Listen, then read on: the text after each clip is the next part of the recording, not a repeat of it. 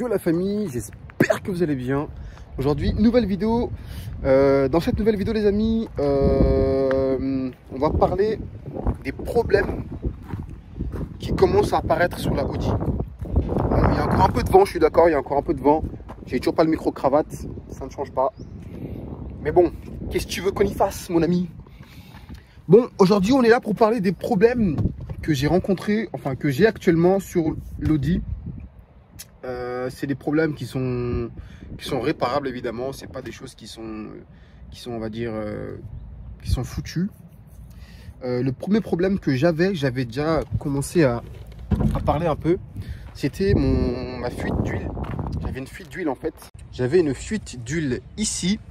Je savais pas trop d'où ça venait. Bon là j'ai bien tout nettoyé. Du coup le problème il vient bien de là, de cette petite jauge ici là. En fait avec la pression, en fait il y a vraiment de l'huile qui remonte. Du coup maintenant j'ai essayé de bien plaquer le machin pour que ça parte pas, mais ça arrive à sortir légèrement. Mais bon, au moins je sais d'où vient ce problème de fuite. Du coup on peut dire que c'est un problème en moins. Deuxième problème les amis, le deuxième problème que j'ai rencontré c'est avec la pompe basse pression TTRS. Parce qu'il faut savoir que la pompe actuellement elle est installée. Hop. Actuellement la pompe TTRS est installée, mais je ne l'ai pas fait moi-même parce que j'ai eu un petit problème mon ami. C'est qu'en fait la pompe, j'avais pas les raccords qu'il fallait pour la brancher sur ma S3. Bon là je te montre vite fait où se branche la pompe.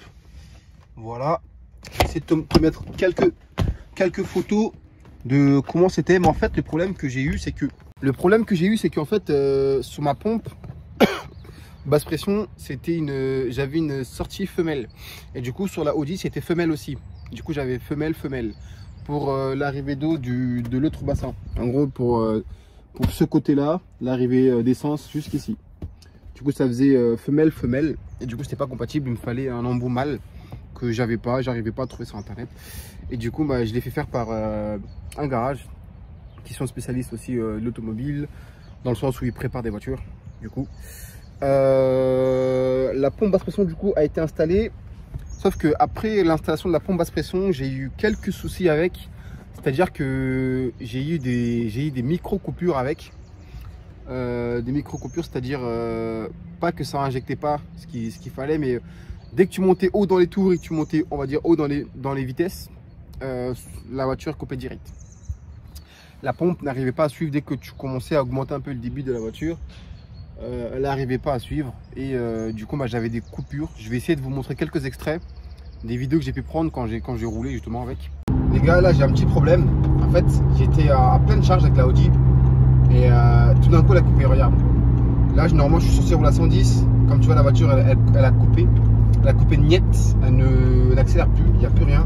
Du coup je suis obligé de me mettre sur le bas côté et éteindre la voiture pour la rallumer après. En fait ce problème vient de la pompe basse pression. Du coup il n'y a plus qu'à rallumer le machin. Hop, et reprendre les gaz.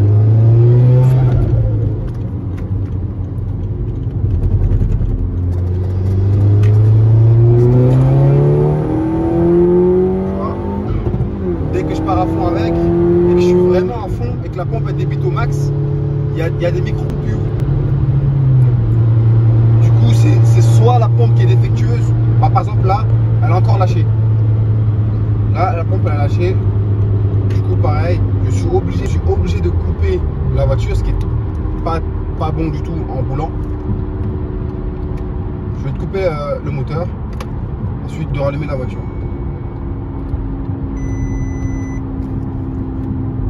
Là le moteur a redémarré, mais je peux pas taper dedans comme si tout était programmé.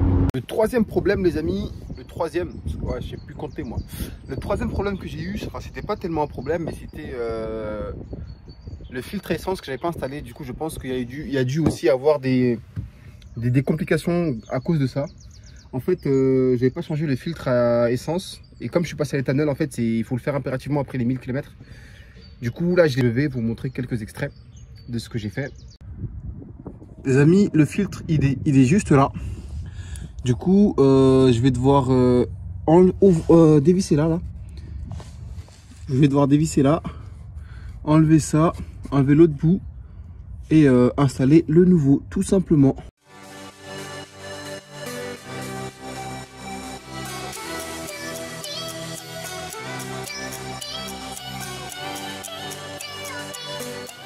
Comme vous pouvez le voir, le machin il pisse beaucoup. Regardez, tac, hop. Du coup là je vais l'extraire et y mettre le nouveau. On va installer le nouveau, c'est vraiment du plug and play, il n'y a vraiment rien de compliqué. On va tout simplement enlever les caches, hop.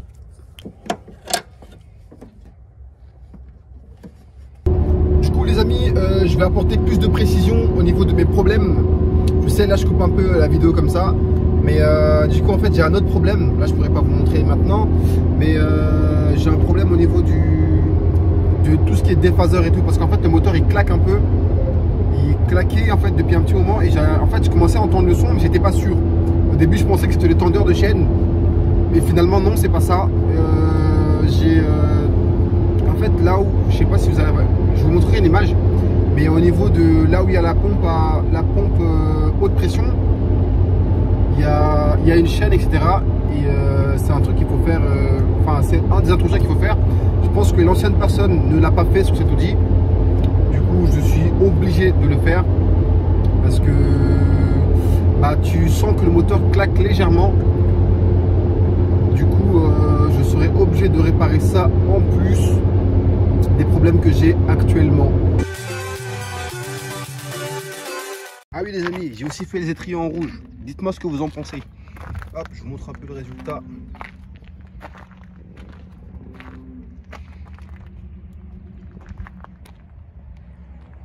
Voilà le résultat les amis, des étriers rouges. Dites-moi ce que vous en pensez. Est-ce que c'est mieux que le blanc? Hop là. Du coup les amis, mon dernier problème vient du catback. C'est ça. Du catback en fait. Hop là, je vous montre un peu la vidéo de ce qu'il y a en dessous. Voilà.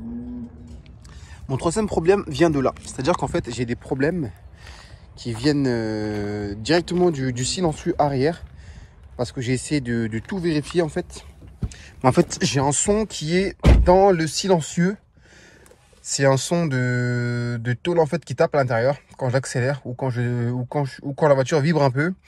Il y a un son dans le catback. Je vais essayer de vous montrer directement le son en roulant parce que sinon c'est un peu compliqué à expliquer comme ça, tu vois. J'ai essayé de tout faire pour essayer d'atténuer le son. J'ai rebougé la ligne un peu, j'ai tout refixé et tout. Au début je pensais que c'était les cylindres en bloc qui étaient pas bien, mais finalement non. Malgré tout ce que j'ai pu faire, parce que j'ai essayé de redémonter la ligne, etc. J'ai tout bien remis, j'ai tout vérifié que ça tapait pas à droite à gauche. J'ai tout bien fait, mais rien n'y fait. C'est vraiment dans le silencieux en fait que j'ai ce problème. Je vais essayer de vous le montrer. Hop. C'est vraiment en fait quand la voiture elle tremble que tu sens qu'il se passe quelque chose dans le silencieux. Du coup c'est un peu chiant en fait quand tu as envie d'accélérer tranquillement, parce que du coup bah, t'as pas le vrai son que tu devrais avoir. T'as un son de tôle qui tape et c'est pas agréable du tout, je peux te le dire. Du coup, bon là on va pas l'entendre. Dommage que j'ai pas de GoPro que je pourrais accrocher derrière. Bon, va falloir que j'investisse un peu sur YouTube, ça fait quand même un moment que je suis là. Je vais essayer de vous faire écouter un peu. Bon là on n'entend pas parce que depuis que j'ai un peu retouché la ligne, ça s'entend un peu moins. Mais attendez. Je vais essayer de toucher le machin. Voilà.